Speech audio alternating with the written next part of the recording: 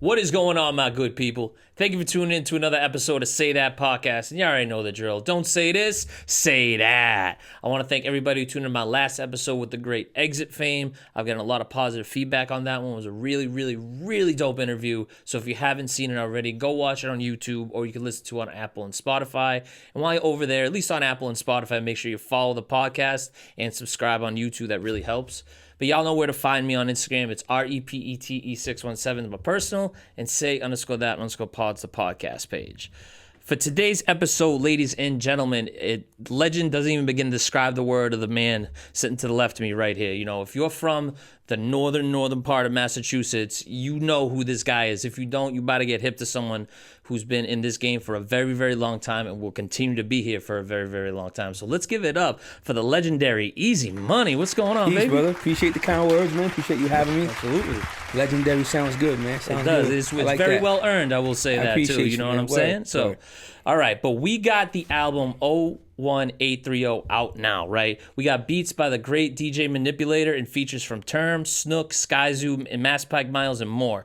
You know, obviously before this album came out, you had dropped Haverhill song, right? Which is a very anthem dedicated to your hometown. And then now you named this album after your hometown's area code. So you obviously take a great amount of pride in where you come from. And it's evident on every track. But what is something you want people to understand about what it was like growing up there as you have this on this album? So, Haverhill, Mass, right? A little context here. Lawrence is our neighbor, right? Big 978, Yes. Much love to Lawtown. We are about half hour north of Boston, right? There's a lot of things, like people like to, like there are narratives about how different we are, but we're all the fucking same. Can I curse? Yeah, of course. Yeah, my bad. No, you're good. We're all the same. You know what I'm saying? Like when you listen to Haverhill's song, you know, I've represented Haverhill, you know, from the beginning. Right. When I was coming up in the Boston hip hop scene, you know, I've been doing this a long time. You know, shout out to my brother Term. Him and I started together. Yes. We was doing shows. ST the squad. Yes, sir. We were performing. They would put the X on our hand. Yo, rap and get out. Wow. We was underage. You know what I'm saying? Yeah. And it was always the Boston hip hop scene. Always. Yeah. If you're fucking from New Hampshire, Boston hip hop. Yeah. You're from Rhode Island, Connecticut, Boston hip hop. You know what I'm saying? Right. Because it pretty it much all gets represented. grouped in, right? Yeah, it pretty much represented New England as a whole. Whether you agree with it or not, whatever. I'm not here to dispute that. But that's what it was, and that's what it still is to a great extent these days, right? You got guys like, you know, Joyner Lucas, Millies, who are very particular about where they're from, which is great. Worcester, you know what I'm saying? Cambridge, right? Which is great. Now, I've always told people I'm from Haverhill. Everywhere I go, yo, Lawtown, what's up? I'm not mad at it. They're my neighbor. You know, I got 1 million people in Lawtown. I hustled in Lawtown back in the day. It is what it is. Right. But like I said, there's a narrative. Like Haverhill is so much more different. It's really not, right? So I did Haverhill's song because I was in a space where I wasn't really focused on recording, period. But I'm like, damn, man, maybe I do a little one-off. Do something for the crib. I ain't done a song. Like I always represented. You know, you go back when I did Sway in the Morning, I had Haverhill on my hat. Right. My biggest video is the song with DJ Premier, Nothing to Like. I got Haverhill on my hat. So it's not a foreign thing, right? So I said, let me do something for the crib. I found a record. And, you know, DJ Manipulator, big shout out to Manipulator. He's from Worcester. Shout out to Worcester. He's like my go-to. You know, if I find a sample, he's just dead nice with samples. When it comes to that traditional sound that, you know, is synonymous with ST the Squad, he's in line with that. Yeah. I said, this is what I want you to do. He sends it back. One shot is perfect. I said, oh my God, I can't wait to do this. I'm gonna do this. I'm gonna do a video, whatever. Just a little one-off. And then, you know, when you listen to it, there's towards the beginning, right? North of Boston, neighbors with Lawtown, real cats, fake cats, same shit as your town. It's the same shit. Right. Like that's, you know what I'm saying? Yeah. So it was to give us an identity, but also make us, like, let it be known that, yeah, it might be, you might not be familiar with it, but it's not much different than from what you know. Right. Pretty much. You know what I'm saying? No, it's very well said. The reason why I asked that is I'm from Revere originally, like Revere North End, like that area, right? And my first introduction to Boston hip hop was like 2017. I had known, Millie's from that, but I feel like I've always said this. That's like the intro, right? And then it's just everyone after. So I was still getting hip to like these different areas that had these different artists. So, Haverhill, Lawrence, Lynn, Brockton, like, but again, they all get grouped in with just Boston because honestly, telling that to someone not from here, it's almost like a mouthful, right? It's not wasting my time. It's like, yeah, bro, I'm from Boston, right? Yeah, that's all it is. So I've always felt that if I do talk to someone like that, I've always say like, no, it is Boston is the main part, but these other areas have these other legends, bro. Like they got like their own like vibe. They got their own like sound almost to a certain point. They got their own like grit. It's different in every city. But to hear you say it and to hear you represent where you're from is just really cool, because there's a lot of people that will say, oh, shout out Lynn, but you wear it like on your sleeves and all that shit like that. But as someone, again, who didn't grow up there, what is something that people who have never lived in Haverhill, Lawtown, or that surrounding area, they just won't understand about like living there? Nothing. It's the same as everywhere. Like I said, it's the same shit as everywhere else. You got drug dealers, you got shootings, you got pussies, snitches. It's the same shit everywhere. Yeah. Everywhere you go, there's real niggas in every hood. There's pussies in every hood. It's everywhere, no matter where you go. Whatever's painted as the most gangster neighborhood, got snitches. Yeah. You understand what I'm saying? Yeah, I feel it. Got lawyers and doctors. Yeah. Dweebs, however you want to refer to them. You know what I'm saying? That's a good It's one. no different than anywhere else. Yeah. There's solid people everywhere, and that's That's pretty much just reality, bro. You know what I'm saying? I mean, but everyone is, in the hip hop community, being tough is cool. So my city's the toughest. Yeah. You understand what I'm saying? Yeah, I hear you. know what I'm I hear saying? you on that. Right, but yeah. They'll say, "Oh, you're from Haverhill. You Haverhill guys, whatever." But they're saying it from the safety of their home, wherever they're from. They're not saying it to nobody in Haverhill from Haverhill. You know what I'm saying? Right. So it's like it's online warriors. it's all. But this kind of nonsense. this is a good segue into this next question I want to ask you. So as you know, you've been doing this since you could have drank in bars, right, and shit. When you were coming up, besides social media, because people always say, like, oh, when you were coming up, like, what's an advantage that like these new rappers have now that you didn't have back then? They always say social media, but other than social media, what do you think is kind of an advantage that new age rappers have now as opposed to something that you didn't have when you were coming up in the rap game? The advantage they have now, is you don't got to be nice. Interesting. Back in the day, I got by because I got busy. Right. You know what I'm saying? No. That shit don't matter no more. Easily one of the top lyricists from that the shit state. Don't matter no more. I can climb on the roof of this building, fall, come back with a busted shoulder. I went viral. Yeah. And just make a record sounding weird, and it's gonna draw. Yeah. It's gonna get traffic. It's a diluting hip hop. Absolutely. Right. Absolutely. Yeah. So it's like the advantage you have now is you don't got to be as good as me.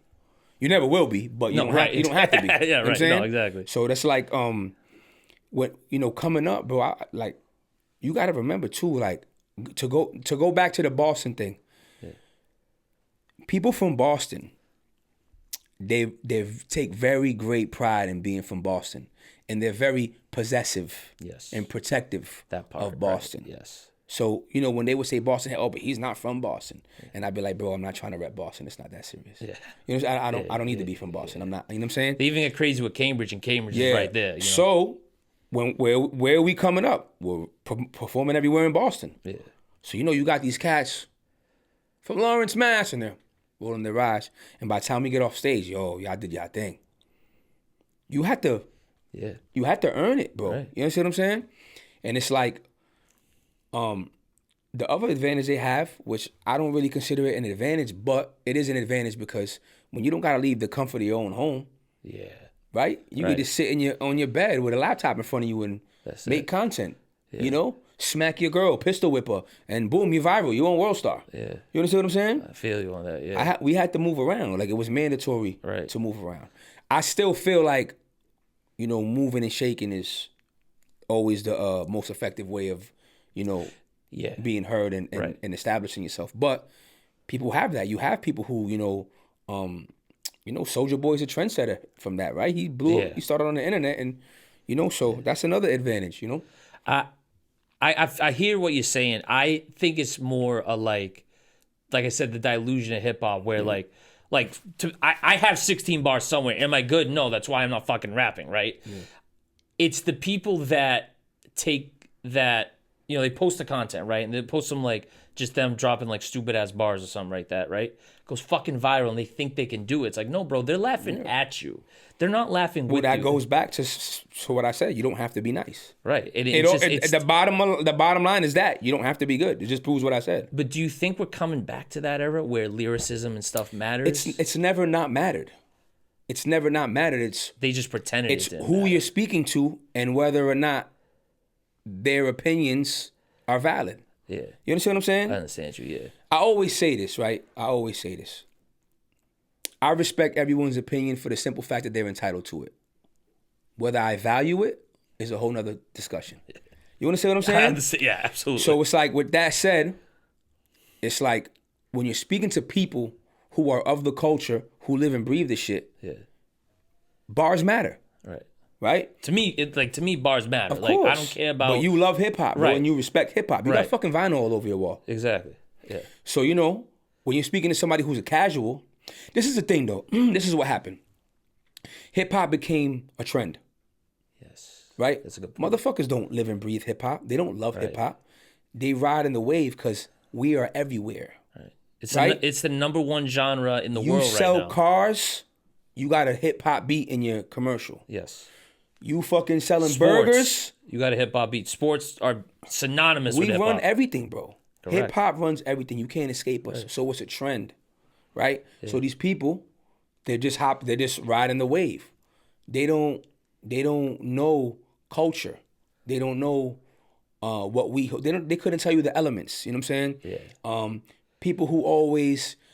You know, I'm one of the people who I do believe sales do matter, because I do believe sales, you know, elevated and broaden the culture, but I also don't think it's the main thing. When if we having a debate, oh, he's better, he went platinum, he didn't. Yeah. That's you know. Yeah. But those are the people that, you know, when you're debating something, oh no, but he went double platinum, he went gold, and that's how they distinguish who's better. Yeah, it became a big trend, right? And you have, so when you're looking at it from a mainstream scope, right? That's how it's, you know, like, it's diluted. But yo, there's a whole underground that still exists. I think the underground's better than the mainstream, bro. Honestly, it always is. Right. It always is. The other thing I think too is it's just too much corporate slop. Yeah. You know what I mean? Yeah. It's too corporate. It's too like, oh, we're gonna push this guy, and if he doesn't do good, then we'll push that guy. It's like, no, just go to the guy who's been grinding his ass off for like 10, 15 years, who's still independent, still putting out hits, still a great lyricist, because that's the guy you're gonna be a fan of before you're a fan of like this mainstream guy. Yeah. Now, I will say to that, the underground is very lazy too, right? So a hip hop purist, I call them the boom bap Avengers, like the guys that get no pussy. It's like, oh my God, there's someone singing on the hook. I hate it. Yeah. You know what I'm saying? Like, all cap when you spell the those man's guys, name. they can't, MF Doom, they can't dance. They're too cool to dance. They're too cool for the songs for the girls. They get no pussy. The virgins, right? To that point so we were talking about how like the dudes are like, oh, all caps when you spell MF Doom's name, and like they really get technical. Oh, the underground. Yeah, the underground, right? The underground, yes. So the underground. So let me tell you, right? You said the underground was lazy and shit like that. The purists, they prefer the underground only for the fact that it's not popular. Yes. Simply for the fact it's not popular. I hear you on that. Yes. They don't critique it because, right? You hate the mainstream because everything sounds the same. Now in the underground, you got all these motherfuckers that got no replay value because they got no drums in their beats and they don't got no hooks. You're making one verse songs, not even a hook, nothing. Yeah. So the underground sucks in a lot of cases too. Yeah. Don't get it fucked up. Yeah. So it's like, you know, we gotta be consistent in our critique We gotta hold everybody to the same standard, right? Just because he's not as blown up as him, he's good, or he just knows how to spit entendres. Like, bro, that shit's not like another reason why the shit is so. All the music that we get is so come and go is because there's no replay value. Nothing. You understand what I'm saying? 100%. Like, I understand, and you know that you have the Rock Marcies and the Griseldas who, you know, they do a lot of stuff without drums, and that they've kind of like made that their niche. Yeah. And that's cool. But everyone's riding that wave. Yeah. And it's like, bro, you're boring to begin with. Right. To not have drums on your beats, like my ears are bleeding. Right. You understand what I'm saying? So it's like there's this big misconception that the underground, oh my God, the underground reigns supreme amongst purists. And then, you know, these are the people that they'll tell you, oh, I'm more hip hop than you because I think that way. Nah, bro, that shit, a lot of that shit sucks too. You understand what I'm saying? It's like, if you're not a good rapper, you're not a good rapper, bro. That's it, bro. That's it. And it's like, you know, and it's like the type of, a lot of times you got people who do got good beats and that's all they have to offer. Right. Or who they're aligned with. Oh, he makes albums with this producer. He's good. Yeah. Nah, he really isn't. You know, and everything's subjective. This is just my opinion. But I think your opinion's more valued, as you were saying, because you've been in this for so long and have seen so much. But it all comes back to why a lot of these guys, they're established in the underground, but it has a lot to do with why they're not, you know, taking that next step to the, you know, not even, I wouldn't even say mainstream, just, you know, walking the line. Yeah. You know what I'm saying? No, absolutely. Bro, Drake came up in the underground. Kanye came up in the underground. They were all underground Wayne, dudes. all that shit. Right? Yeah. You know what I'm saying? They don't, they're not as aggressive sounding. They were like, you know, their voices are a little less threatening. I feel like that helped them a lot. Yeah. Their content is obviously, you know, which is cool. I'm not mad at that. I don't need you to shoot everything up because I don't believe you anyway. You understand what I'm saying? So it's like, you know, I feel like there needs to be the people, I hate to call them the purists, you know, quote unquote purists. Yeah, the hip hop nerds, like the real dweebs. The dweebs right? and First nerds of all, this shit. You got to get some pussy. Second of all, when hip hop started, right? When hip hop started, everybody was dancing. It was party music. Yeah. I don't know where the disconnect was, where everything just became tough. Yeah. Right? Yeah. You understand what I'm saying? That's a good point. You only want to hear gangster rap, bro. You grew up with a silver spoon.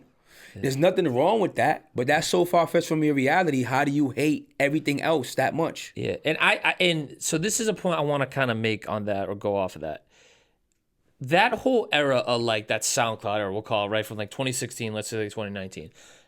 All of those kids that were listening to like, you know, a Juice WRLD or that XXX guy, they weren't really living that lifestyle that they were rapping about. Mm-hmm. They just liked how it sounds, you know? And that kind of like, that's where the disconnect came from me, because like they're kind of dressing like him and all that shit. And I get that's been a thing, but it's just like the nerdy white kids, you know? I remember, you want a story about this? I remember this. I was with my ex-girlfriend, right? We were going to pick up in Hingham. We were going to pick up some weed. And we're driving in a kid's spot. And obviously it's Hingham, so it's rich.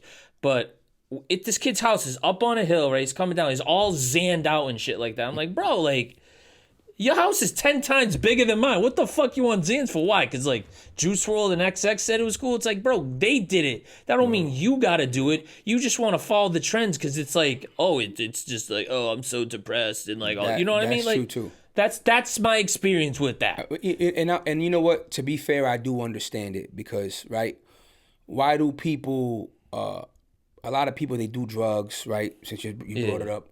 A lot of people, they go to the gym. They play sports. They go to the gun range, whatever. It's like it's therapeutic for them. Yeah. They want to escape their reality. Yeah. And I feel like hip hop is no different. No, it isn't. You know, somebody will play a fucking Conway record, a dweeb, and be like, "Yeah, this sounds fire." Like he got shot in the head, and he talks about it all the time. Right. This is dope. It's just opposites attract. Right? Yeah, what you know nothing about is appealing. So I understand it and I welcome it.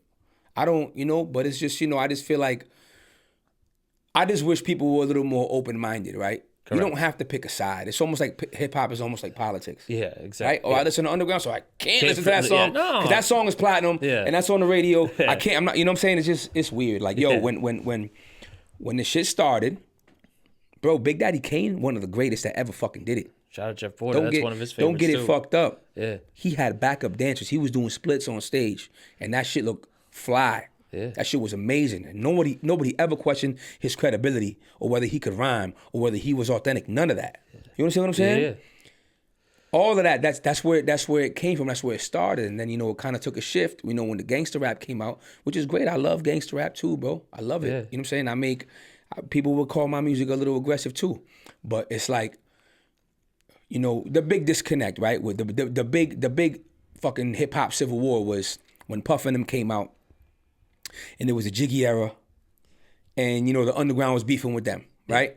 So it's like, you know, Mace came out, you know, maybe the shiny suits were a bit much for some people and all that, but bro, all he was doing was what they was doing when it started. Right. They're dancing, they're making music you dance to, they're partying. I never seen nothing wrong with it. I enjoyed a lot of it, but I listen with a more, I'm a little more open-minded, you know what I mean? My ears are a little bit more eclectic, if you will. You know what I'm saying? Yes. But I just feel like, you know, there's a big disconnect, and it's for no reason, bro. Like, I don't care how underground you are. You like women, you like to party.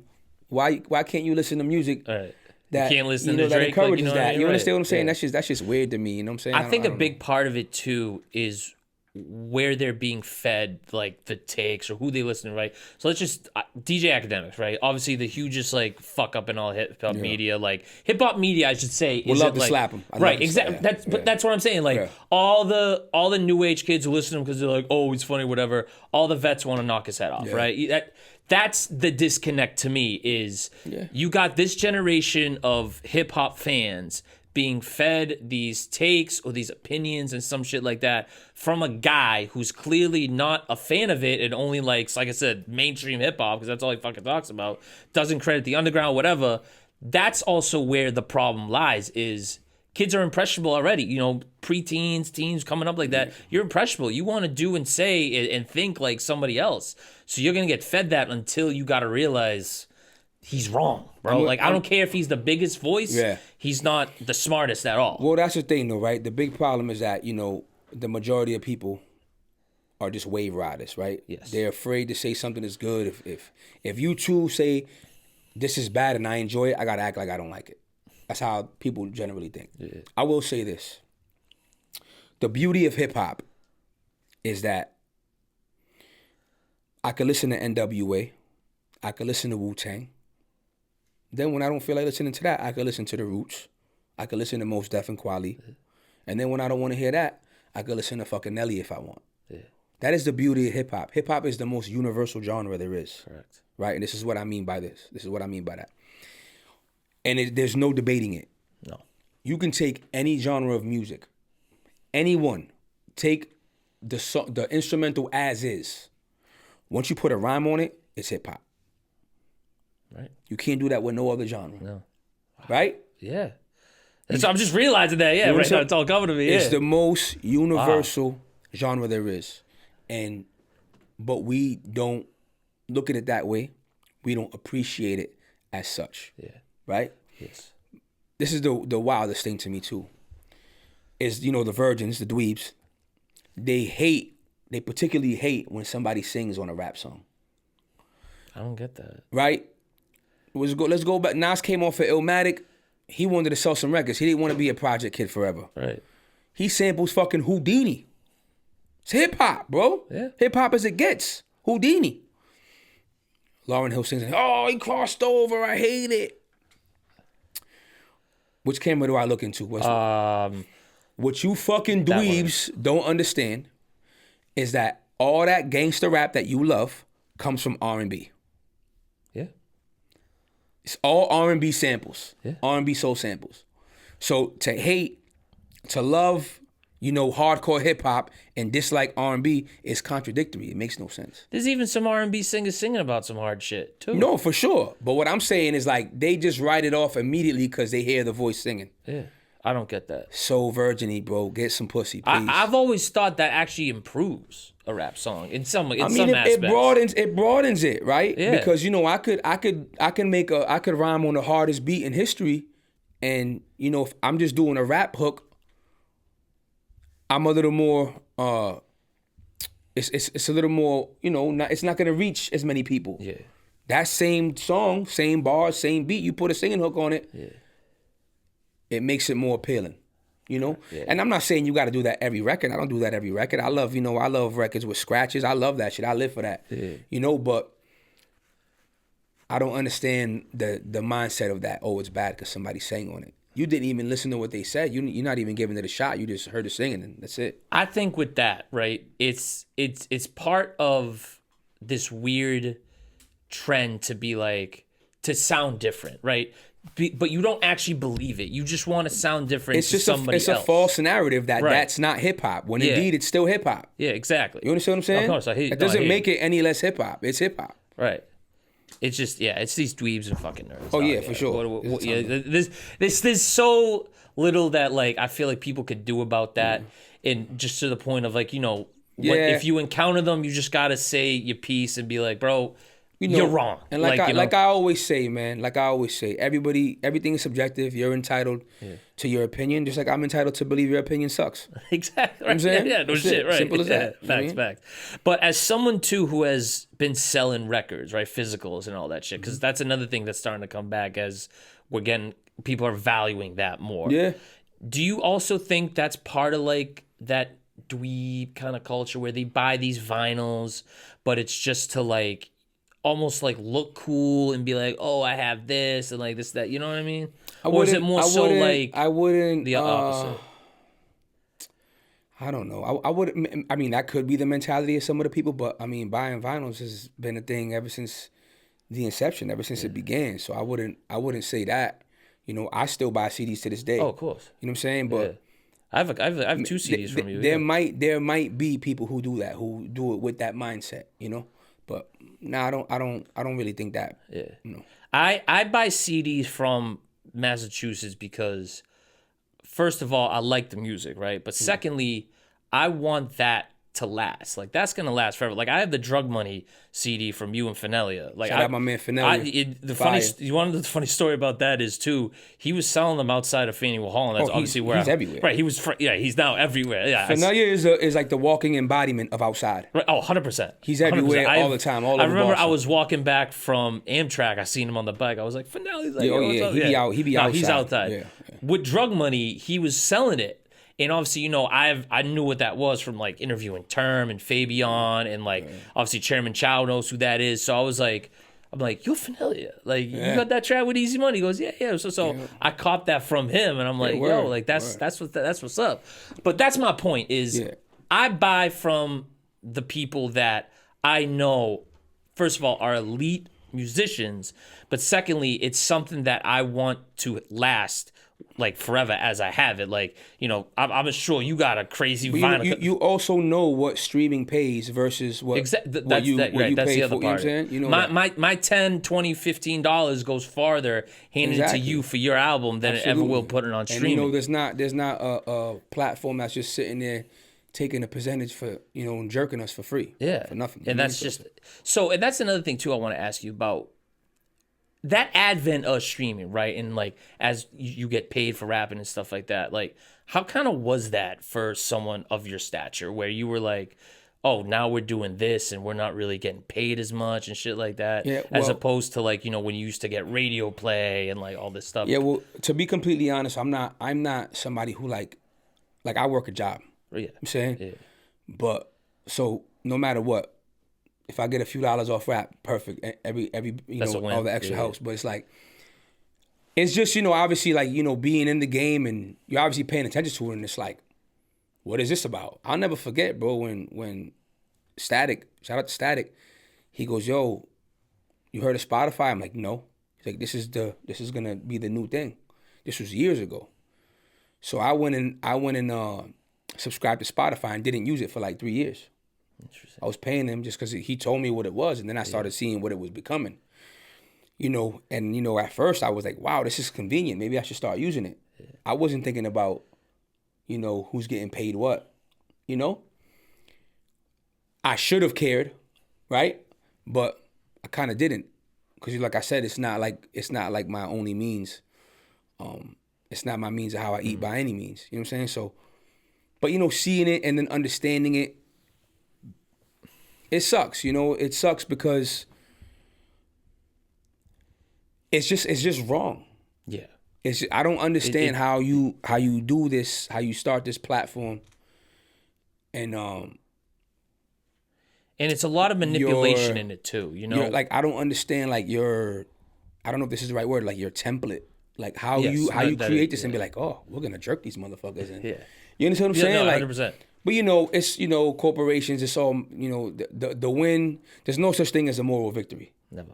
It's got to be monetary or it's L. You understand what I'm saying? So I understand it, and it is what it is. And I know a lot of artists are trying to, like stray away from it. But realistically, somebody who want to buy my music is gonna buy my music no matter what, if they want to stream, if they can stream it or not, right? You could have streamed my album, you bought my album, yeah, right, because you wanted to. Because I want, yeah. So I feel like when you pull it off of streaming completely, unless you have a following where like a Bandcamp, your sales are substantial, I don't think it's a good move. I think having people having access to the stream is still good. Yeah. Right? Yeah, absolutely. Because then it's like if nobody's it's instant. It's right there. Yeah, and if nobody's buying it, that means nobody's hearing it. Right. Because you pulled it from streaming. Right. You know what I'm saying? 100%. So it's like, I think I seen Rock Marcy doing this, like where he has this model where he'll be like, yo, you could buy it from me first, then y'all can stream it. Yeah, that's the new. I like that a lot. Yeah, I like that too. Really that's good. The newer like kind of wave now, and I like that. You know what I'm saying? When you're at a point where, you could benefit greatly off that, I think that's excellent. You know what I'm saying? Mm-hmm. But I just don't think completely avoiding streaming helps an artist who's not fucking It's the rich. Necessary evil of it all, and I think, and I've seen a lot of Boston guys do this too, mostly Feed the Family, where they'll put it on Bandcamp or it'll be available for physical, and then they'll put it on like streaming like a month or two later. I like that move. No, I do. I like that move a lot good. because not only that, it creates demand, and it also shows like, all right, this is the real fan base right here. These are the guys that are gonna rock with me right now. But the downfall is, if there is no demand, it's sitting there for a month. Right? Yeah. You understand what I'm saying? You wasted all your money making those physicals, and you didn't even sell them. At the end of the day, I strongly believe in hitting the street with your product. 100%, that's where I thrive. I'm outside with it. And I loved what Finelia was doing with Drug Money, where he was recording the people who bought it. Yeah. He was saying all that shit. I thought that was like A+ right there. Finelia is he is, like I said, the walking embodiment of being outside. He is everywhere. He's doing, he's done photography and like film work. So videography. He's done what, 4 of my videos for this album. Here was song Jews Infinite being the he did 4 of my videos for this very album. Yeah. So he's outside even more now with that, with that camera, just aiming at everywhere. So what's even funny too, I seen a sticker of his outside of Faneuil Hall. I was like, I know who that is.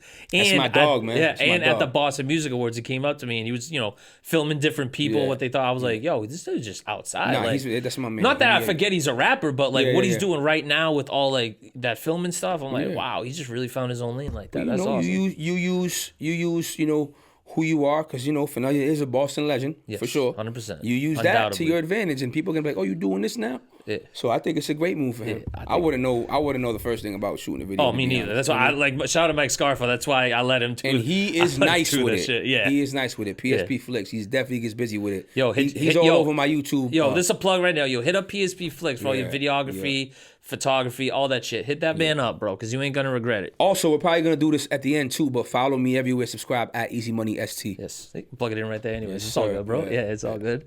So we relate in one other way.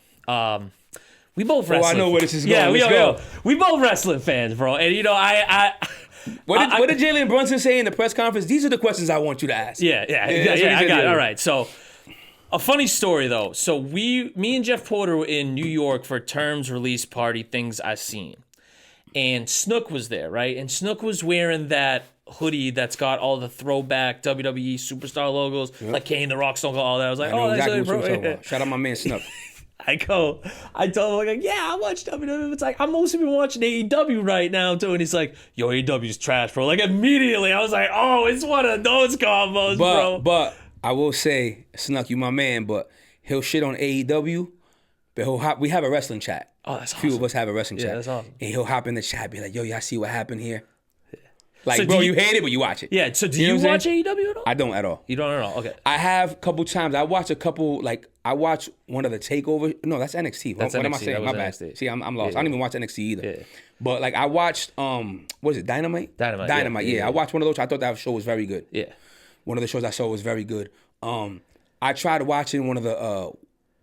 Hold up, Dynamite is not the pay-per-view. No. Dynamite is the weekly show. Dynamite's the Wednesday weekly show. What is the big pay-per-view they got?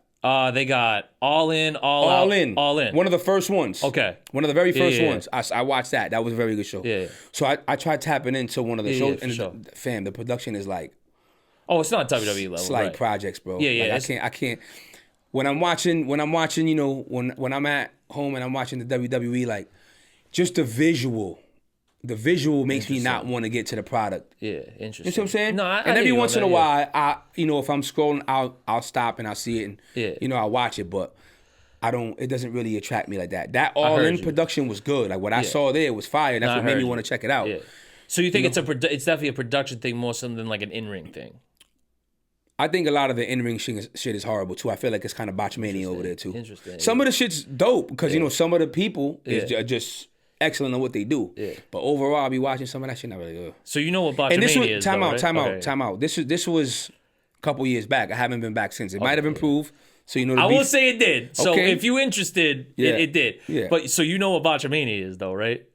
Botchmania. Yeah. It's like a channel. channel. It's that YouTube series. Yeah, That channel. oh, that's yeah. Because I got my best friend, right, and we've been watching wrestling like ever since fucking I think it was like 2004 when I first met him. He immediately became like my best friend because we both watch wrestling. We dive into that shit. Like I'm so into like I know who these wrestling journalists are and I shouldn't. Like it's like yo, You like what you like, yeah, bro. I'm It's like all I don't good. know, like Fightful, y'all just bug the It's fuck all out of me, good. bro. Like It's crazy. You know what though, man? Like I'm such an old head that like I started watching wrestling as a very young kid. Yeah. And you couldn't tell me that shit wasn't real. Oh, That's just absolutely. how. Right. That's No, just yeah, what yeah. it. That's just what it was to me. But see, that's my thing too. I saw Jake the Snake put the python on Randy Savage live. Yeah, that was I real. seen that. That was real. That was real. I couldn't afford no pay-per-views, and I missed Yeah. all that. I had to go back to the network after. But Yeah. like I seen that, and it's like, yo, the internet, like you have all this wrestling content, and I guess it's cool, but it just spoils everything, bro. Bad, bro. Bad.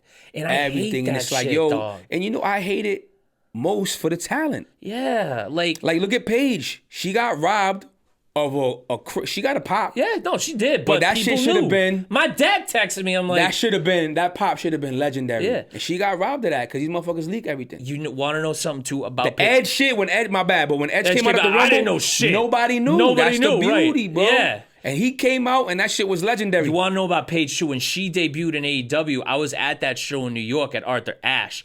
I didn't know her music. I didn't know who the fuck it was. Right? Her name came up. I was like, popped right out of my seat just because of that moment. Yeah. Like, you know, I was a fan of her, but like just Yeah. that moment was like, oh shit, like no one knew and shit like that. That's so the problem. I don't love the internet. You know what I'm saying? It, you know, in regards to wrestling, I don't love it. And you know, it's like, yo, when I don't catch, I generally catch like the PLEs live. Yeah. You know what I'm saying? I don't mind catching Raw, SmackDown spoilers. I don't mind that, but for some reason I hate catching PLE spoilers. No, If yeah. I'm not watching live, I gotta stay off the Like gram. WrestleMania, I gotta sit down. I gotta and be stay there. off the gram and Yeah, Twitter yeah. if I miss a PLE because it's gonna ruin it for me. No, right. I need to see that shit, you know? No, yeah. But you know, in that sense, the internet kind of ruined it. You know, it's cool that we get a lot of this content where, you know, they compile old shit and talk about it. I like that type of shit. But yo, man, it's like, you know, it's video and it's like, oh, this guy's expected to be here. It's like, yo, dog, like that's what y'all I'm saying. spoiling Stop, it, bro. You're spoiling it, bro. And also for what? Because you want the clicks. Like that's stupid. But it's the people from the inside who are telling people. That's my problem too. Yo, stop talking to them. They're dog. gonna do it. They don't give a Stop- fuck about yeah. Triple H, Tony Khan, whoever the fuck his name is. They don't care about them dudes. So it's like they're gonna spill the beans. Like, I don't want wrestlers and reporters to be friends. I don't, honest to God, because I know eventually I'm gonna hear like, oh, the expected plan is this. It's just like that's the shit I hate. I hate the return shit, That's but I what I'm hate talking the about. expected Yeah, like, that's what I'm oh, saying, it's yeah. gonna be, you know, let's just say Roman Reigns and Punk in 2 months at WrestleMania, and we're at the Rumble. I'm like, That's what I'm saying. That's the shit I hate too. I can't stand that. like, shit. do you want me to watch or not? Yeah, Like, you know what I mean? Exactly. That's my point. Exactly. And But, you know, for the most part, well, go ahead. I've always thought that wrestlers are too available. They're too like that. You know what I mean? You could. But that's the internet too. But I just feel for wrestlers' sake, stop that shit. Like, But you know what I mean? that's the internet too. It is. Because they know where everybody's gonna be at. And that's just what comes with that. Bro, WrestleMania weekend was tough for that shit this year. You see all that shit? Like, yeah, that was... you know, but you know. And I went last year to Vegas, too. It wasn't... Oh, yeah, I've been to... You went to the show? Yeah, but yeah. Oh, Because my boy, Cena's my GOAT, right? So that was his last Mania. I had never been to Vegas, and my best friend never been to a Mania. I've been to 5. So, yeah. And you guys got money. Yeah. Yo, that's what I'm saying. I will say this. That was the first and last time I'll ever do a 2-night Mania. Like, I've always done the 1 nights. I'm used to that shit. Back then, tickets were cheaper, too. Yeah. So, but the 2-night shit... That's another thing, too, man. They make it impossible for people to go. But back to Cena. Yeah, Cena's definitely one of the ones. He's my neighbor. Right, exactly. West Newbury, Massachusetts. When I heard that, bro, I was like... That's my neighbor, yeah. That's when he became my GOAT. Like, then he just, obviously became the legend of Cena, but the first that he was from Mass, I'm like, bro, we don't get any wrestlers from here anymore. So we got the GOAT from here? Fuck I'll tell you a funny story, right? So, I'm from Haverhill. There's a barber, he's a Haverhill legend. His name is Neil Knotts. Okay. He's been cutting hair in Haverhill for decades. Yeah. And one time I was in the shop and, Cena was in the chair, hey, what's up? He walks out. He goes, yo, you know who that is? I'm like, no. He goes, that's John Cena, the wrestling guy. I'm like, oh, yeah, cool. Dog, I feel like 2 weeks later, this dude was the biggest shit. That shit was crazy how that shit happened. Oh, that's fucking awesome, it was crazy. And that was obviously years ago, but I was oh, shit. Yeah. Yeah. You were like, oh, shit. I had no clue. I mean, because there was a period where I wasn't on it like that. Me too. I was outside, so I wasn't really watching a lot of wrestling. I missed a lot of shit. You want to know a crazy thing that I did one time? And I just did it, not even thinking. I was watching TNA more than I was watching WWE. I've never watched a TNA show in my life. If you ever do the old stuff, not good. That I wouldn't. No, right. I just never seen the it. new stuff sucks. The old stuff's good, but because what got me hip to that was remember On Demand. If you had Xfinity and all that shit, of course. WWE had WWE 24/7 on there. That was before the network, so they had their own section.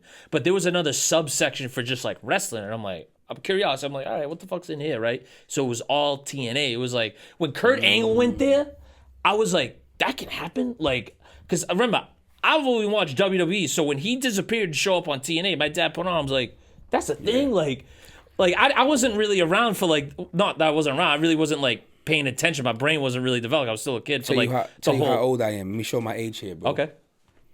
Cable TV, I used to watch ECW.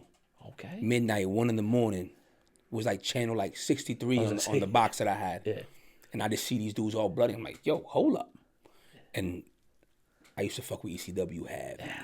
Oh, yeah. Heavy. To the point where I used to stay up. I was mad young, too.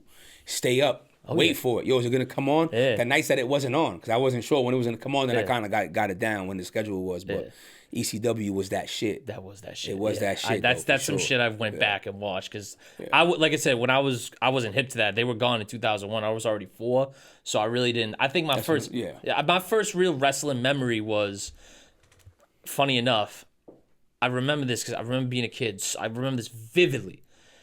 I hear this dude's yelling from my dad's room. It's obviously he's got the TV on. I'm like, yo, what the fuck he got on? So I pop my head in. It's the Undertaker and JBL, and they're having a feud. And JBL's got this neck brace, but the big top hat's still on his head. I'm halo. Like, yeah, and I'm like, wow, that's cool. So next day we're at the pool, and I'm asking my dad, I'm like, what was that? I have no idea. So a few months later, my first ever WWE event was February of 2005 at the Agganis Arena for a house show. It was the Road to WrestleMania 21 house show. It was Triple H and Ric Flair versus Batista and Randy Orton in a cage. And Ric Flair got bloodied and all that shit. And then they're bringing him back to the locker room. His fucking pants, he's showing his bare ass. And they got the sunlight on there. And I remember the undercard was Edge versus Shelton Benjamin versus Shawn Michaels. And Edge lost, and he took a fan sign and ripped it up and shit like that. I remember that shit. I'm like, yo, this is fucking awesome. Do you remember your first show? I didn't. Yeah, it was a night of champions, not that long ago. It was, I don't remember the year, but it might have been 2017, 18. I was there for that night, 2017 at the Garden. Yeah, is that what it was? It was Jinder Mahal and AJ Styles. I was there that night. That's awesome, bro. And my second, I got there super late. Yeah. And then I was also at Raw when Big E cashed in. That's awesome. I was That's there for awesome. That. I was there for that. That's I was awesome. There for that. That's That awesome. shit, those are the only 2 wrestling shows I've been to. Okay. Yeah, that's awesome though. Yeah, I you know, as much as the energy is dope being there, I just prefer watching it at home. Yeah, it's a different experience. You know, you get settled in. Yeah, every once in a while you gotta go. shit. Even the Celtics games too. Like I go to my fair share, but I like watching at home. sometimes I just be like, I just want to be in my crib. Yeah, You know what I'm saying? or like I like watching just with my friends too. If we you know Even at tickets a bar, like you know what I mean? exactly. It's just, you know, when you're not around. For WrestleMania this year, we went to Publico. We got like our own space in the back. We word? watched night 2. It was awesome. Where's bro. that? Southie. Oh, okay. Yeah, I'm not sure I heard It's that. a nice spot. It's a yuppie spot, but it's a nice spot. That's You what's know up. what I mean? Because I don't really know nobody that play wrestling. Yeah. No, I mean, so I'm in a Discord chat, and one of our boys was a bartender, like server there. So he hooked us up with like a little side area that we literally the layout of. I've never seen anything like it. It's literally a bar, right? Then there's an outside area, but it's like in the middle of an apartment complex. So there's like a glass ceiling all the way above it, but it's still got it looks like an outside patio. Yeah, it's just inside. Y'all really got money. Yeah, I would say it wasn't too much, but yeah. He hooked us up, is what I'll say that there. No doubt. So I gotta say too, do you like the current what WWE is right now? Because to me, it's I'm gonna tell you one thing. I'm gonna say this to you off top, right? Yeah. Roman Reigns the best that ever did it. 100%. The best that ever did it. No, just tribal chief. So he just got the title back. Yeah. So you know what that means. We on our way up. Yeah. Right? You know, I got people that, you know, they'll dispute it and all that, but it's just, bro, like when he got the title, we lit. Yeah. Look what he did through the pandemic. That's the hardest shit. That was the hardest part of probably the hardest period of wrestling. You know, people ain't there. You're not generating no bread, and that shit thrived because of him. He made SmackDown watchable. Yeah. The bloodline. That shit wasn't watchable for a No. long time, bro. I don't even think it is right now either. Right to be now, honest it's not with you. either. Yeah. Because the gold is not there. Right. Right. So then you have like, you know, there's so many reasons. You know what I'm saying? Yeah. You can go with like, you know, him, like, you know, like I feel like he made Heyman the GOAT and Heyman made him the GOAT. Like that whole that run. take, yeah. You know what I'm saying? Yeah. Then the Usos became the greatest tag team of all time. Yeah. Right? And then, you know, Jay goes on to be a solo star. Yeah. You know what I'm saying? You establish solo. Jacob Fatu comes from there. Look where Jacob's at right now. He's one of my favorites right now, bro. You know, that and it's like, you motherfucker's know, nice. like I think Cody Rhodes is cool. I got a great deal of respect for what Cody does, you know, promo wise and even his in ring and just, you know, his whole pedigree is legendary and all that. But he's not Roman Reigns, bro. Nah. You understand what I'm saying? Yeah, I do. You know, and his run, I don't think it was bad, but it wasn't like Roman. I think it was too forced a little bit as well. But you know what though? When you pushing a baby face like that who sells mad merch, who the little kids are crazy They about, think he's the next John you kind of Cena, yeah. have to force it. Yeah. You understand what I'm saying? Yeah. That's what they tried doing with Roman in the beginning, Back then, and yeah, it I failed remember miserably. that. But you know, like I tell everyone, all the shit that was wrong with Roman wasn't his fault. It was the booking that was poor. Right. You put the right shit behind him. Look what happened, right? He's through the moon, bro. Which was crazy about it is because I remember when he first came back during the pandemic at the end of SummerSlam 2020, and I'm like, I completely forgot he left. Like, you know what I mean? I was like so tapped out. I'm like, because bro, the pandemic wrestling was tough, just a tough watch for me. It's like, this is the reality right now. It's like, it's tough. The lack of the wrestling crowd, needs crowds, bro. That's the whole point of it. You need, like, ever since it started in the 1880s, whenever the fuck it started, you needed a crowd. The crowd is part of the story. Yeah, and it's just tough. The boos, that's the bad guy. The cheers, this is the good guy. This is, you know, the one chance, all that shit. It's a major part of the story. Yeah, and that's why the fact that shit thrived through that's what makes him. That's a huge reason of what makes him the best. 100%. You know what I'm saying? I'm not sure a lot of guys. I'm not saying nobody couldn't. No, do I that. think you got to put respect on him because me and my friends were talking about it too because we were talking about that time where he was, you know, forced down our throats and shit like that, and it was annoying to me. I'm like, I don't want to see this guy right now. And then they had him like they booked him like he was bulletproof. You know what I mean? Yeah. And then like the way he too talked, bulletproof though. Yeah. All deep and like, oh, I'm the big dog and shit like that. Declare. He needed to be the tribal chief. That's what he needed to be. He didn't need to be the big dog or that guy. He needed to be the tribal chief. Bro, The Rock got booed. Yeah. You know what I'm saying? Like, nobody came in and boom. Nobody did that. You know what I'm saying? Everyone went through this shit and, you know, trial and error. You know, everyone's had multiple characters. Yeah. Nobody just came in and, you know, very few people who came in and just boom, took off, you know, and not even to that level, to be honest. But it's like, I just feel like, you know, now that he got it back, we're going to go there. But we got to see what's going on. They're doing cuts. Right. They're saying That's what I was talking They're saying about, that they might want to cut his pay. Yeah. So, you know, the plan is not for him to drop it to Jacob at Backlash, but what if it goes there? Right. That might change the trajectory of everything. And I didn't think the New Day was gonna ever leave WWE. That's wild. I was like, oh. I tell you, like I said in the chat, the weird one to me was Kyrie, because that Asuka Io shit never went nowhere. Yeah. You understand what I'm saying? Yeah, they got a match this Saturday, but I'm saying you let Kyrie go, who's a significant part of the story. Right. You let her go. That was very weird. The New Day going was very weird to me too. I thought Aleister Black going was weird too. I thought he was only there for a year. Yeah, I thought that was a year, and that was weird. it. But you know, that's just TKO just trying to fuck everything up. You know what I'm saying?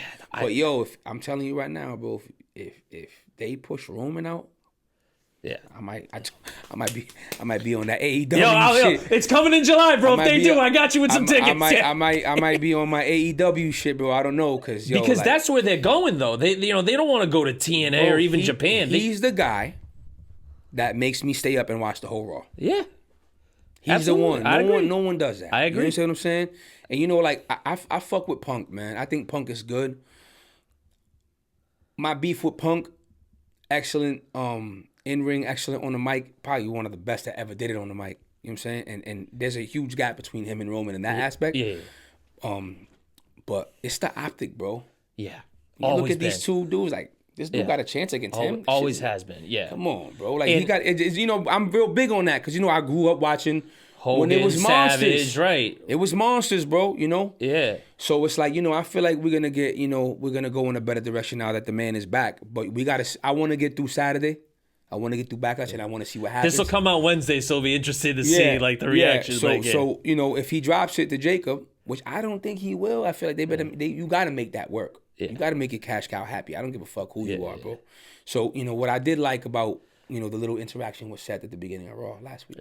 Oh, this week I should say. I didn't see that. So you know that's probably gonna come soon too. Yeah. I fuck with Seth Rollins. That might be the main event of WrestleMania in Saudi.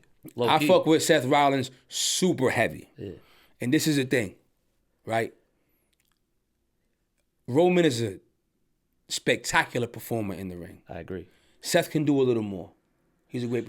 Seth had that indie Ring of Honor type of thing. Seth is better than Roman on the mic. I think so, yeah. Right? So it's like Seth is Savage, Roman is Hogan, right? Savage did everything better than Hogan, but he wasn't Hogan. I like that comparison. That's good. That's good. Same. That's a good one. Like, yeah, you might do this, but you're not him. I feel like with Roman though, when he wants to be good on the mic, he is. No, like, he's great now. That whole Punk feud and all those promos, great. He's great now. But what I'm saying is that you can't delete what was. Oh right. Like that history still exists. That's what So I try. You got to be objective. You know what I'm saying? But it's like, yo, bro, when he walk out there, bro. Main event night one last year, he walked out. All went up. First ever Jordan deal. For a wrestler, that's right. He's got the Bloodline 12s coming. What are we even talking about, bro? Yeah. See, imagine Cena ain't get that. Orton, Edge, Batista, Triple H. They ain't get that. Roman did. The Rock. The Rock ain't even get that. And it's still not even too late to give it to him now. Right. Stone Cold too. You understand what I'm saying? Yeah. I don't know, man. That's me though, bro. That's me. No, I like that scope of it, right? Because we having like a good civil convo here. Because I get into these fucking heaters. I don't care to do it. You're right. You know how, but you know how online wrestling fans are. I'm not on nobody's payroll. I'm not arguing with you like that. Right. I just say what I say. I listen to what you say. We keep it pushing. Right. My whole thing with WWE right now is I don't like the corporate side of things. How we're thinking corporate, right? You got to think wrestling. That's why, you know, the shit happened with Vince. He thought like a wrestling booker. He's not thinking like, oh, if we do this, our stock's going to go down, or we do that. Like, to me, you lose me there. You know, you kind of like... Well... And also with the whole celeb things, too, is that's kind of like... I'm always big on that, too. It's like, all right, you got Logan Paul, but you're not pushing like a Kyrie. You're not pushing like this person. Like, come on. Like, to be fair, Logan Paul is like him being a YouTuber. He does put the work. I'll give him that. Right, you're right. I will give him that. You know what I'm saying? Because Bad Bunny came in and he tore shit the fuck up. Yes, I'll give him that too. You know, I feel like they got respect. I feel like there are instances where they got my respect. I'm not just writing you off because you're a celebrity. You might really love wrestling. Yeah, you understand? But the door that opened for you was rap, and now you're like, oh, I got an opportunity. Yeah. Cool, I'm all for that. But to go back to Vince though, shit is in his blood, bro. Yeah, he acquired the company from his father. Yeah. He's not some fucking billionaire dick eater that's just like, oh, money. You know, he's a billionaire because dick of eater, but not with a different mindset. with a different mindset, right? He's one of the most racist, rapist motherfuckers in history. Whatever, edit me if you want. But he grew up like he bleeds the business. Yeah. So that's the difference, bro. It's like there's no comparison. He's probably fucking puking at what's going on right now. He probably hates it. I want to ask you this. You think that like at dinners with like Triple H and Stephanie, he's like, you got to do this. Like, you're fucking up. Of course. I think so too. I was having this conversation with my friend too. And you know, let's also be real. I feel like what's being exposed now about, you know, TKO's how they doing biz and all that. I feel like that's really exposing how unfair Triple H has been, all the heat he's been getting. I did see that. Because he got to answer to these people. Yeah. So everybody's like, yo, fire Triple H. He probably got them breathing down his neck. Like, you got to do this. Yeah. So it's probably, because, you know, they got to prove everything anyway. Yeah, he can't win either way. So it's like, you know, so it's like, you know, I'm not one of the wrestling fans that want to complain about every single thing. There's shit that I don't like. I get it. There's things that I don't agree with. But the talent pool's so heavy, everybody can't be the champion. Yeah. You understand what I'm saying? I do. And that was going to be my next question, because at least for me, what I've seen is since the pandemic, it feels like there's only been like 3, 4, or 5 guys that have been involved in the world title scene. You know what I mean? It's like a combo of like Orton, Reigns, Rollins, McIntyre. Now, you know, the Punk and Cody went back, so it's them now. But I've just always been that guy that's like, all right, you take a look at a guy like Gunther, right? You put him in the world title scene, because dude's a monster, bro. He had it though, right? And he does, but that's what I'm saying. I want more guys like that, to be given that chance. I don't mind Jey Uso, but I just feel like him tapping out to Jey Uso was just weird. That was bad, bro. I was watching it live. I'm like, that's poor booking. And then it's like, you know, to have him just tap out all these everyone else. But see, that's my thing with Jey Uso, right? This didn't make sense to me. LA Knight was doing the same thing. Yeah. You know, the whole moving merch, interacting with the crowd. They didn't push him. I don't get that. Well, you know, Jay's Roman's cousin. Right, but that's what I was trying to tell you. That's what it comes down to, bro. It's the reason why it's Jey Uso and not LA Knight versus Gunther at WrestleMania, or LA Knight winning the Rumble, when honestly that year should have been. Why do you think his brother catch all them DUIs and never get suspended? That's true. I'm just saying, it is what it is. He did too. I fuck with the Usos, the greatest tag team ever. But you know, we can't act like what happened didn't happen. It's just the unfortunate. It's political shit. Yeah, it's unfortunate reality. And that's in every business. That's everywhere. Everything in the world. You can't shake that. Of course. Yeah. But you know, you see what's going on. You see how, you know, they're pushing Trick Williams. You see how they're pushing Obafemi. I like that. I like Javon both Evans. I like. So it's coming. There's a turn that's coming. I feel like when it finally comes, it's gonna be crazy. I think. But you know, I feel like. Where the WWE pays the most, like suffers the most, I should say, is too afraid to gamble. You're too afraid to take risks, and your lack of taking risks is what you're failing with. I agree with that. That's a fact. Right? That's a fact. Can this guy carry the company? Fam, you could take the title off of him in 2 days if you want. Right. In 5 minutes if you want. Try it out, bro. Try it out for a month. Roman's first reign was 5 minutes, 15 seconds. Yeah, and then he cashed out. I remember. You understand what I'm saying? So it's like, well, you could take the strap off of anybody whenever you want. Try it out. You got to be a little more, when you, this is what I think, right? And I told everybody, if Brock goes over Obafemi at WrestleMania, I'm flipping everything in the fucking That house. was it. That was. But see, the fact that you had the momentum. You had to ask that is kind of like the issue. But sometimes they like to throw the curves. Yeah, but that's a no curve. That's when this guy's a star. Yo, bro, the proof is in your face. The people are going crazy. That's what you rock with right there. You know. But you know, then there's the backstage shit that we don't know about. Oh, this guy's kind of might be irresponsible. We don't know if he's gonna do this. He's a little, you know, It's all factors we don't hear about, right? You know, we're not back there. We're not in Gorilla. Right. Yeah. You see what I'm saying? No, absolutely not. So it's like, you know, we don't know what goes on back there, but it's like, bro, when you see that shit, when you see that shift, you gotta rock with it, bro. 100%. You gotta rock with it. So I think it's, you know, to answer your question, it's not great. I do feel like there's still a lot of great things. I feel like the women's division is spectacular. Yeah. But I just feel like it's gonna get better. And you know, when Jacob's my dog. I love dog. When they sign in, I'm like, good. That's a guy you get. I'm like, and you, yeah. So when he came out, came after Roman, I'm like, yeah. That's I said that. I was like, okay, let's for cook. a brief moment, let's cook. For a brief moment, I was torn. Yeah. Then I remembered who the tribal chief was. Yeah, let's cook. Like, you know what I'm saying? Let's cook. Jacob ain't. But I like where they're going with it. Yo, you ready? Like, yeah.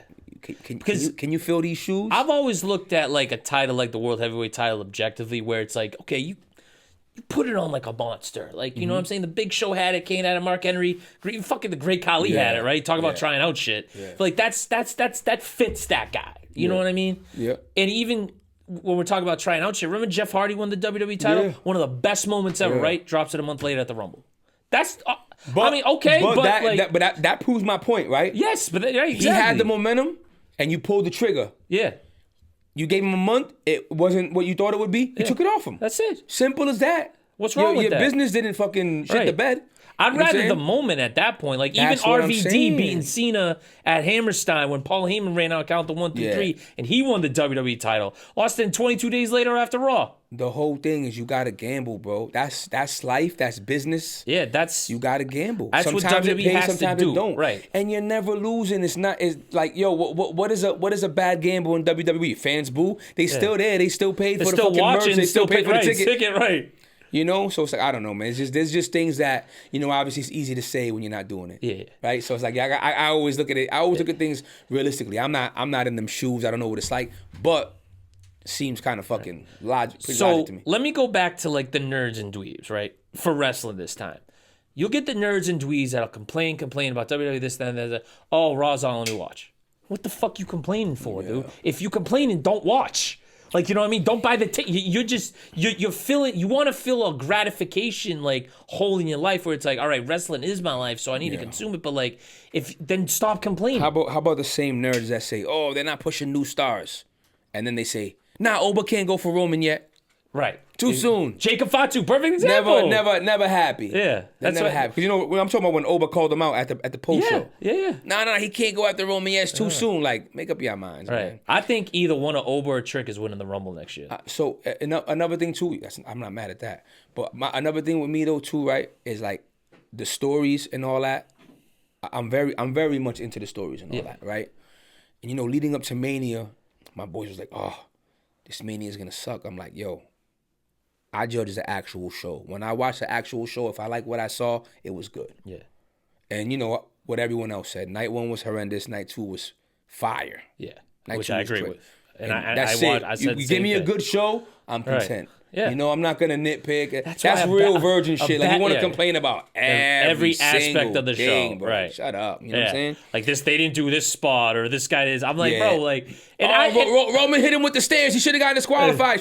Then if he gets disqualified, how are you gonna end the match like that? Right, exactly. You can't win. That match was spectacular. I thought it was great. I was like, all right, this is a WrestleMania main event right here. That shit was OD. That's why I don't even like the night. I don't even consider night 1 a main event because it's like, bro, you have a whole nother show afterwards. I'm like, you know, main event of that night. You know, you know, but you gotta remember that triple threat stole it last year. Oh yeah, I thought. So it's like, you know, it means something. Yeah. It just are you delivering or not? Right. You know what I'm saying? Because in the next night, Cena and Cody came out and stunk it up. Bro, I'm gonna tell you like this, right? I'm a few beers in, right, and shit like that. I'm like, you know, where's this match fucking going? Fucking Fiend comes out. I just go like this. The guy, I'm like, what? Like, if I'm like, I almost wanted to walk back to the hotel. I'm like, fuck this, dog. Are you kidding me? But you know, at the end, you know, nobody bats 1,000. No, right? Yeah. You know what I'm saying? They're gonna miss. You know, and all the politics shit with The Rock and all that kind of fucked that up. You know. I know that's so. There's a lot of things. That's what I hate so much because if The Rock came out, it would have been such a but you know, at the same time, like, yo, don't commit. Or if you can't commit, don't come out. Right.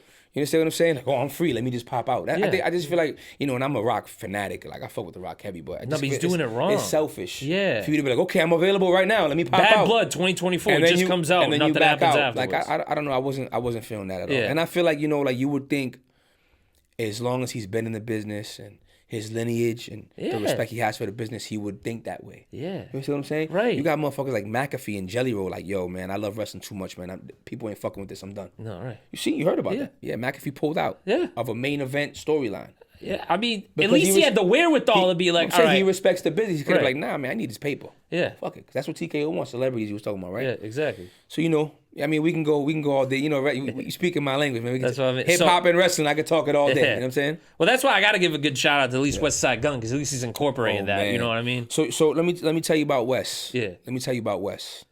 Wes, he's not the first wrestling fan in hip hop, right? Obviously. No, I've been watching right, wrestling long before I even knew who West Side Gun was. Exactly. But he brought a lot of people out the closet. The people who watched it that were afraid to admit it, Yeah. now they're like, yo, Yeah. I love agree it. with that. I've been watching heard wrestling that. for years. Damn, but you wasn't heard saying that. that, you know? Right. I don't, like, and you know, the great thing about what he's doing, he's tying it to his art, Right. which is great. Yeah. I've made a couple wrestling references, you know, in my bars here and there, but I don't tie it to my art, so I don't have to be in your face with it.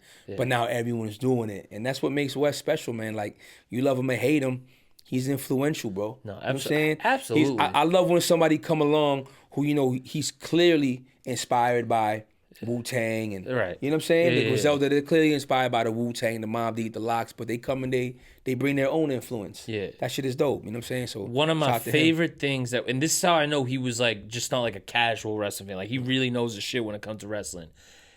In the song Claire's Back, I think it is, when the beat flips to Benny and Conway, they took it off Apple because WWE came after him. But he has this like promo, right? It's fucking like Nick Bockwinkel for the AWA US title. I'm like, yo, bro. Are you talking about what album is that? Supreme Blientele?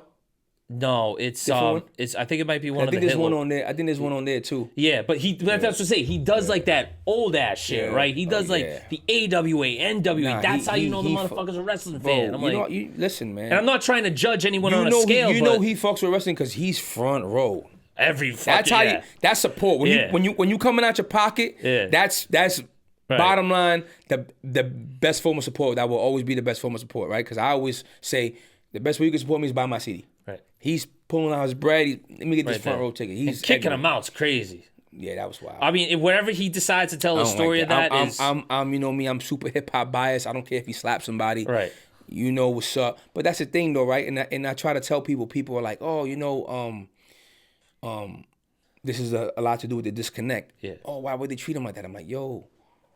And this is not how I feel, so I would hate for him to see this and take it the wrong way. But when you got Bad Bunny, Jelly Roll, these mainstream Yachty, all that shit. superstars, Yeah.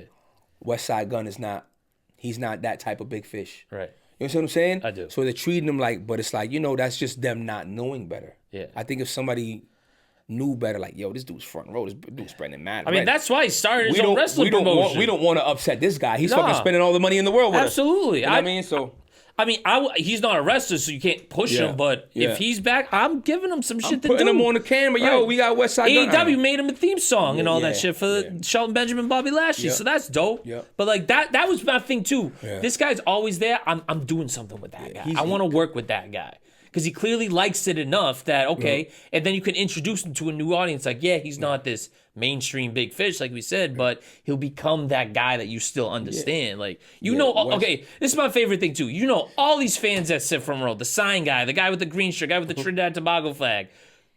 There really ain't nobody's. Right. West Side Gun is actually known. You know, Right, exactly. So for something. Right. That's Other my than point. sitting at a wrestling event. Yeah. But you know, it's funny, though, to go back to this, because, you know, Wale has always been like, Yes, Wale Mania and all that shit. I'm a wrestling fan, and like I'm sad he ended. And he's a bigger artist than West by mainstream measures, and it's like even he didn't have that type of influence that West had. So that just goes to show you. Right. All Wale really did was, remember he did like that rap segment with the New Day and the Usos. Yeah, he hosted that. Was it. No, I know that. But it was I think, never I think even that was in the middle of the when Griselda was coming up, wasn't it? Yeah, it was like 2017. That's what I'm saying. Yeah. But you know, Wale on a major label, so they'll tap on him to do that. They won't tap on West to do that. You know, he don't got. I think it's just he don't got a mainstream hit. Yeah, that's it. Right. Them dudes get a song on the radio, it's over. Right. Triple H be calling them every week. Exactly. You know what I'm saying? So I want to ask you two final things before we get out of here. Firstly, your top 5 wrestlers of all time. That's good. That's tough, man. Like, it'll probably change in a couple weeks, but right now, if you had to say. change when I walk out of here. Right? Yeah, exactly. But so Roman Reigns, obviously. Of course. My favorite wrestler for a very, very long time before Roman came along was Eddie Guerrero. Rest in peace. Viva la Raza, baby. One of the best moments ever. Talk about a wrestler moment. Yeah. Winning that was. Yeah. I watched that back the other day. I cried. I was like, you know what really made him special, right? Was like Savage, who I would always also throw in there. Okay. He was a good promo. He was good in ring, but he was also good at heel and babyface. Yes. A lot of guys can't pull off both of them well like that. You know what I'm saying? And that's without, like, you know, Randy had a valet, but she wasn't like Heenan. She wasn't like talking and putting, she was just a pretty face. She was just the eye candy. You know what I mean? So Eddie, very special in that way. So I go Roman, I go Eddie, I go Macho Man. It's crazy because you gotta leave out like 13 motherfuckers. Right, exactly. So we're talking about my favorite or your favorite, right? Your favorite, not the technical, like, no. Shit.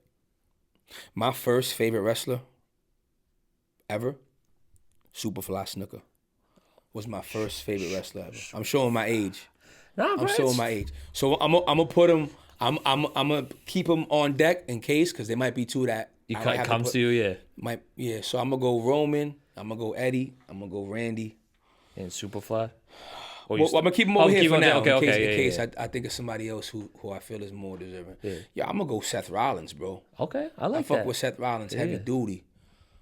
Because, bro, you saw the Snooker era and you saw the Attitude era and the come up of Cena. Like, and it's like, it's almost like you feel weird leaving out Flair, The Rock, Stone Cold, Austin. And I was a young kid watching Hogan, so even Hogan. Right.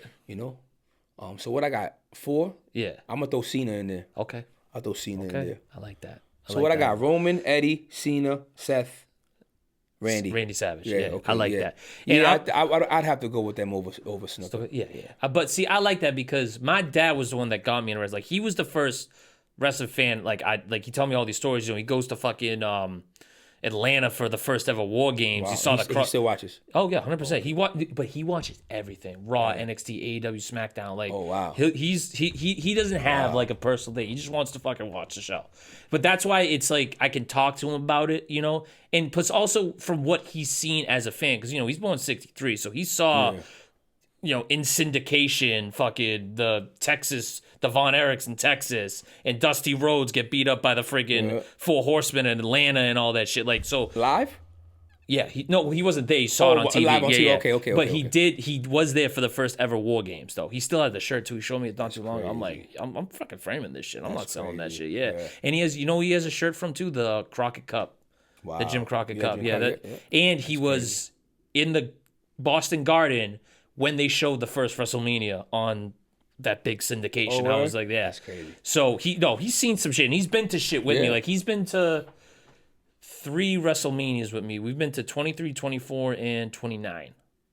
So yeah. Word. So shout out to Pop. Man. Yeah, that's how I know wrestling, right? But I know it from that other perspective of like Dusty and all that shit. Like that's why when you bring that up, I understand it, right? Yeah, of course. However, if I had to say my top 5, I'm going number 1, Cena. Like, I'm not gonna cookie cut nothing. That's not a bad pick. Number 2 is The Undertaker, because first of all, when I was a kid, he scared the shit out of me, bro. Like, I would go and hide when the Gone Kids and shit.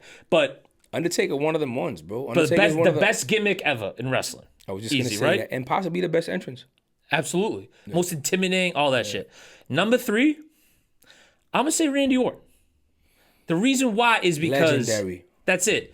He was coming up when I was first kind of started, so he was the legend killer. Like, I was at that SummerSlam in the Garden when he faced Hogan and he beat Hogan and shit like that. Like, Randy's one of them ones, man. Yeah. Randy's in there for me. Number 4. I was saying this the other day too. I'm gonna go Stone Cold because it's just.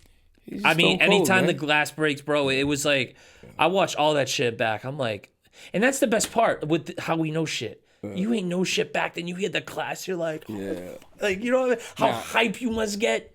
And you know, Stone Cold, that shirt still sells. I bought that shirt Austin for my 3, son yeah, recently. yeah. You know what I'm saying? I got the hundreds collab of it too. That's ultra legendary, man. I wear it out just to like work and shit like that, and they're like, "Oh, Stone Cold, this shit." Like, yeah. So number 5. This is a good question too. I mean, good question. I fucking asked it. Number 5. See, the guys that circle in and out for me are like RVD, Shelton Benjamin, because I thought Shelton Benjamin, when I first started watching, Shelton Benjamin was fucking unbelievable to me. I was like, he's really good. Oh my God. Great performer. But you know what I'm going to do with number 5? But that's it. Kurt Angle.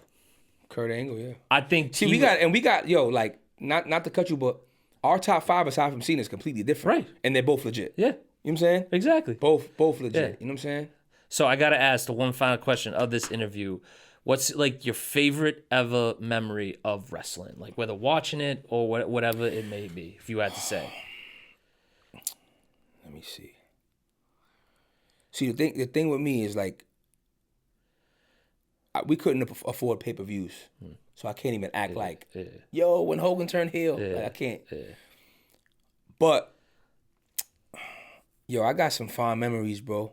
Like I said, I saw on live TV when the Snake bit Randy Savage. I saw when Haku and Homie stole Matilda from the British Bulldogs. Okay, that's a bro. I seen that. Yeah. I seen that, bro. No, I really, you know. But man, so what is like my fondest memory? Yeah, if you had to say like one that stuck out. Yo, I don't even gotta go far back, man. That Cena heel turn was, you know, the execution after is questionable, but that moment. I was like, I got up on my couch. I'm like, that shit was super duper ultra legendary. Yeah, and that was fire. And then I'd have to go with that one. I like that one because when Seth came out with the crutches, and then turned around. That's a good one. That's a good one too. And that was the other day. These are like that was last August. These are mad recent. You know what I'm saying? But I gotta go with the Cena heel turn because, you know, I just feel like, you know, like you think they're gonna do it right because the moment was so big when it happened. Yeah. But it's like, you know, we think about it, it's like, yo, man, how do you boo somebody that gave all that to the business for that long? Right. They're on their way out. You're gonna boo them. Yeah. I don't know. It's just they put the fans in a weird spot. Yeah. I think with that, and it kind of like backfired. In the middle of the retirement tour and shit like that. Yeah. Don't get me wrong. That absolute moment. They booked it bad too, though. But that absolute moment, it happens. That by itself is you ignore everything after. Right. That shit was ultra legendary. Yeah. I gotta go with that one just because like I really remember that like. No, I screamed, it happened recently and it was. No, but that's a top moment of like the last 20 years or something like that. And it's significant. Yeah. It's significant, you know what I mean? Yeah. So I go with that one. I like that, bro. But Easy, I really got to thank you for coming out tonight, bro. I really appreciate you. I really, we going to talk wrestling, I'm sure, after this and all this shit in the future too. So I really appreciate you. And hey, you ever want to go to an event, bro, let me know. I'm more than willing to go. You know what I'm saying? Let's do it. Holla me. You got my number now. Yeah, of course, 100%. 01830, the new album is out now. Shout out my man DJ Manipulator. It's everywhere. You can stream it everywhere. I got the CDs on deck. Follow me everywhere. At Easy Money ST. Subscribe on YouTube. At Easy Money ST. Took the words right out of my mouth. I appreciate you having me, brother. Yes, sir. Thank you very much. And ladies and gentlemen, if you enjoyed this episode, which I'm sure you really did, please leave a like and comment on YouTube and make sure you smash that subscribe button. If you're listening on Apple and Spotify, please follow there as well. Y'all already know where to find me on Instagram, REPETE617's. My personal, say_that_pod is the pod page. I know there's a lot of underscores. I'm trying to fix that. I've been trying to fix it for like a year now. IG's fucking me up. I'm sorry. And hell, you don't even want to follow me on Twitter too, because I talk wrestling there as well. It's REPETE617_. But ladies and gentlemen, that was Easy Money. Haverhill Zone. You know what I'm saying? I'm Repeat. And y'all already know how we get out of here. Don't say this, say that. And we'll see y'all in the next episode. Peace.